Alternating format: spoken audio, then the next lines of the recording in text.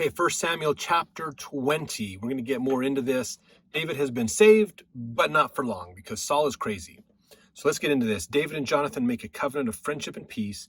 They take leave of each other. Verse 1, and David fled from Naioth in Ramah and came and said before Jonathan, what have I done? And what is mine iniquity? And what is my sin before thy father that he seeketh my life? So David, of course, David's there with the prophets and the sons of the prophets. They kind of have a school of prophets, which is really cool because that's something that Joseph Smith put in place to teach priesthood holders their responsibilities. So they had something like that back then as well, which is cool. David flees. He gets out of there probably while Saul is prophesying and going through his rituals and things. And he gets out of there. He goes and finds Jonathan and is asking Jonathan, what's up? Why is your dad trying to kill me? What have I done to him? Verse 2, and he said unto him, God forbid, thou shalt not die. Behold, my father will do nothing, either great or small, but that he will show it me. For why should my father hide this thing from me? It is not so. So Jonathan says, I don't really know what's going on with my dad. He's gone crazy. But I'll tell you what, he confides in me. He believes in me. I'm his son. So why wouldn't he? I will figure out what's going on, basically. Verse 3, and David sware moreover and said, thy father certainly knoweth that I have found grace in thine eyes. And he saith, let not Jonathan know this, lest he be grieved. But truly as the Lord liveth, and as thy soul liveth, there is but a step between me and death. And then said Jonathan unto David, whatsoever thy soul desireth, even I will even do it for thee. So David's going, I don't know what's going on, but if your dad finds out that you're helping me, that's not going to be good for you. And I'm already close to death anyways. I mean, he's like, I'm on the run. I'm being hunted, basically. So this isn't good. And Jonathan says, look, what do you need, David, and I'll help you. Verse 5, and David said unto Jonathan, behold, tomorrow is the new moon, that I should not fail to sit with the king at meat. But let me go that I may hide myself in the field unto the third day at even. So there is a ritual ceremony, the new moon, beginning of the change. It's usually the calendar, the new moon is, oh yes, we had a new moon, new opportunities. So they would have a feast, a festival around this. And David, because of the position he's in the government, he should be there with the king. And David's like, I'm not going to be there. I'm going to be hiding from him because that's going to be a great opportunity for him to ambush me, basically. Verse 6, if thy father at all miss me, then say, David earnestly asked leave of me that he might run to Bethlehem his city, for there is a yearly sacrifice there for all the family. So he's saying, tell your dad I had some family stuff to go take care of, basically. That's why I wasn't there. Verse 7, if he say thus, it is well, thy servant shall have peace. But if he be very wroth, then be sure that evil is determined by him. So he's saying, if your dad freaks out over it, there's bad blood. I'm not coming back. If your dad's okay with it, oh, okay, that's why he's gone. That makes sense. Then maybe things are better. Verse 8, therefore thou shalt deal kindly with thy servant, for thou hast brought thy servant into a covenant of the Lord with thee. Notwithstanding, if there be in me iniquity, slay me thyself. For why shouldest thou bring me to thy father? And Jonathan said, far be it from thee, for if I knew certainly that evil were determined by my father to come upon thee, then would I not tell it thee? So David's trying to feel out if Jonathan really knows what's going on here. And Jonathan's like, I have no idea what's driving my dad. He's gone crazy, man. He's got issues. He's got some problems. I would tell you if I knew what was going on with him, basically. Verse 10, then David said to Jonathan, who shall tell me? Or what if thy father answer thee roughly? And Jonathan said unto David, come and let us go out into the field. And they went out both of them into the field. And Jonathan said unto David, O Lord God of Israel, when I have sounded my father about tomorrow any time, or the third day, and behold, if there be good toward David, I then send not unto thee and show it thee. So he says, if no one comes to get you, it's good. So just assume good news, basically.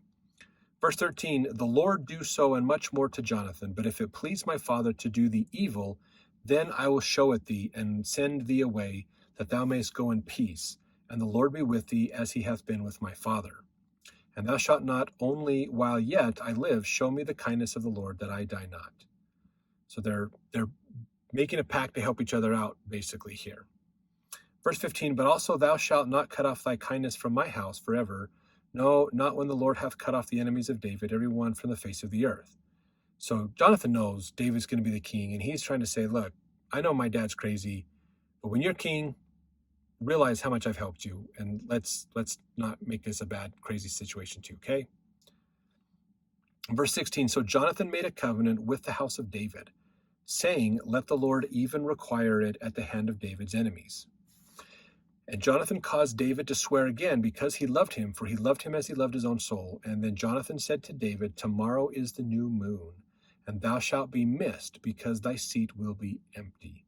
And when thou hast stayed 3 days, then thou shalt go down quickly and come to the place where thou didst hide thyself when the business was in hand, and shalt remain by the stone Ezel. And I will shoot 3 arrows on the side thereof, as though I shot at a mark. And behold, I will send a lad, saying, go, find out the arrows. If I expressly say unto the lad, behold, the arrows are on this side of thee, take them.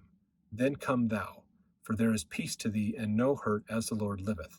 But if I say unto this young man, behold, the arrows are beyond thee, go thy way, for the Lord has sent thee away. So so they're building this code, basically. Jonathan's saying, hide. If you haven't heard from me in 3 days, consider it a good sign that my dad's okay, but I go hide over here behind this stone, kind of live over this area, and I'm going to shoot some arrows in your direction. I'm going to pretend like I'm shooting at a target, and I'm going to shoot him. And I'm going to have my servant go gather those arrows.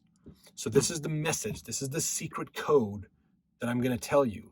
If I shoot those arrows and I have my servant go gather the arrows up and bring them back, that's when you know all is good. You can come back.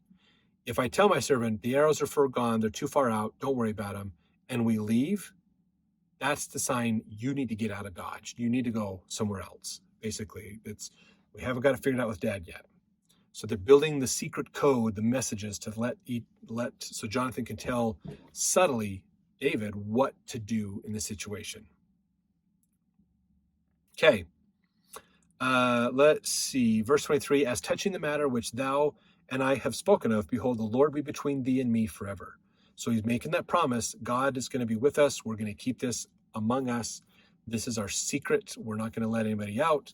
As you know, God can strike us down if we violate our oath, basically. Verse 24, so David hid himself in the field, and when the new moon was come, the king sat him down to eat meat.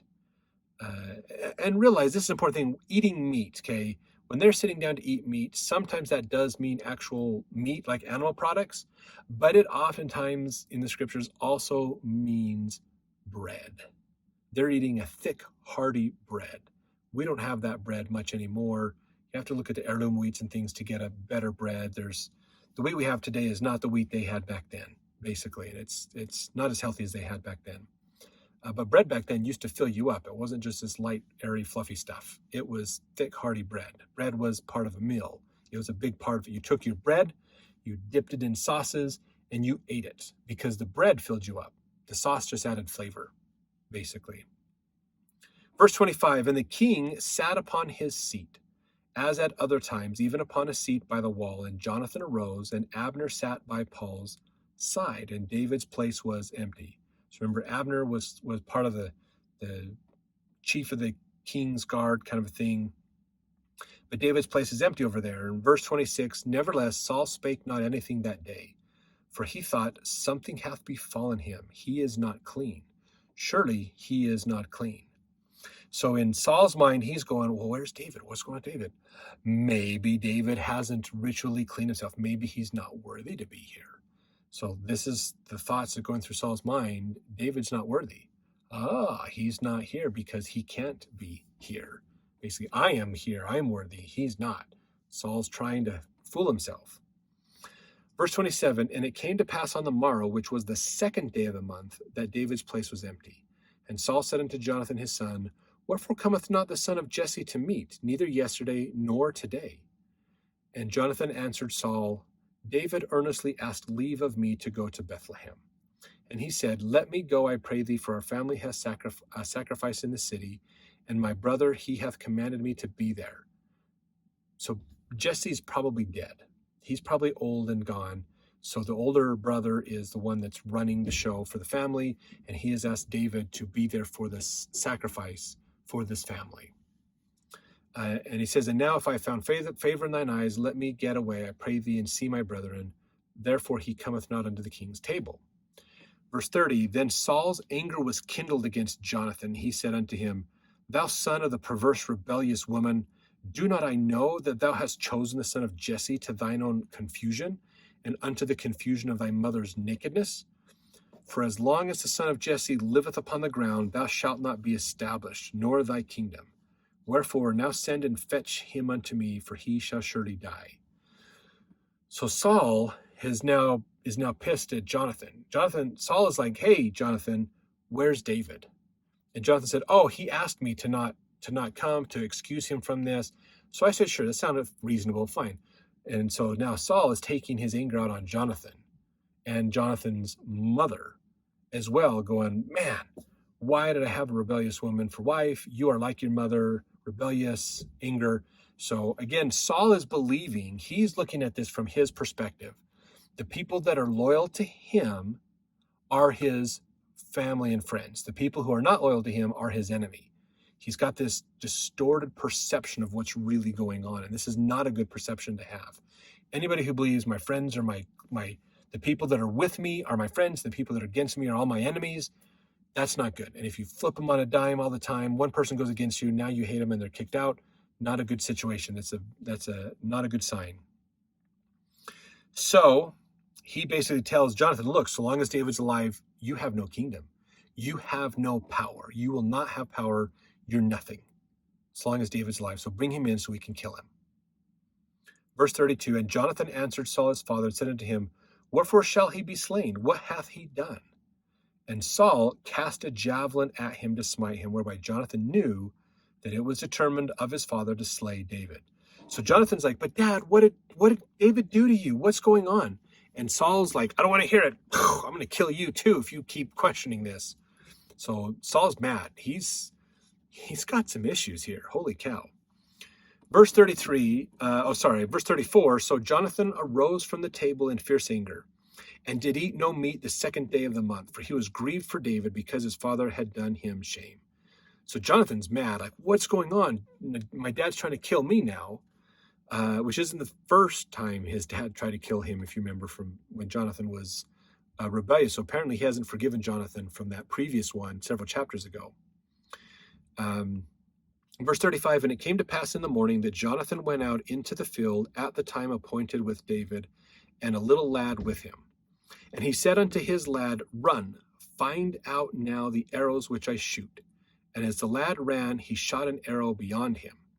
And when the lad was come to the place of the arrow which Jonathan had shot, Jonathan cried after the lad and said, is not the arrow beyond thee? And Jonathan cried after the lad, make speed, haste, stay not.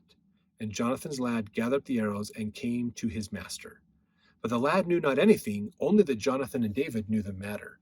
So they do the secret code to make this work, basically. And Jonathan gave, this is verse 40, gave his artillery unto his lad, the arrows, and said unto him, go, carry them to the city. And as soon as the lad was gone, David arose out of a place toward the south, and fell on his face to the ground, and bowed himself 3 times. And they kissed one another, and wept with one another, until David exceeded. So here's what's going on, okay? Not that David needed to exceed at anything, but here's what it is. Clarke in his Bible commentary said, David's distress must in the nature of things be the greatest. Besides his friend Jonathan, whom he was now about to lose forever, he lost his wife, relatives, country, and what was most afflictive, the altars of his God and the ordinances of religion. So here's the thing. There's a lot that we don't get in this chapter, and it's coming up in the next couple of chapters. We're going to learn more of this backstory. But in essence, basically, David is exiled from Israel, which means he can't worship. He has bounty on his head. His wife, who's the daughter of the king, has been given to somebody else. The king gave his daughter to somebody else. So he's lost his family. His brothers and their families are probably under threat as well and have had to flee also to leave. They've left the area as well, and David can't come back. He's not welcome in the kingdom anymore. Basically, the only way he stays alive is staying out of the kingdom. And now he knows Jonathan's life is forfeit because Saul's pissed at Jonathan. So Jonathan's probably going to die too.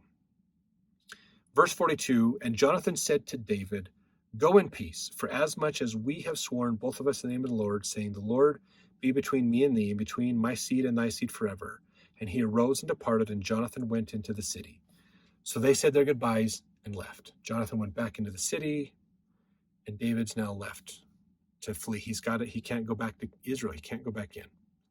So let's jump to the next chapter to learn, what does David do to keep himself alive and away from Saul at this time?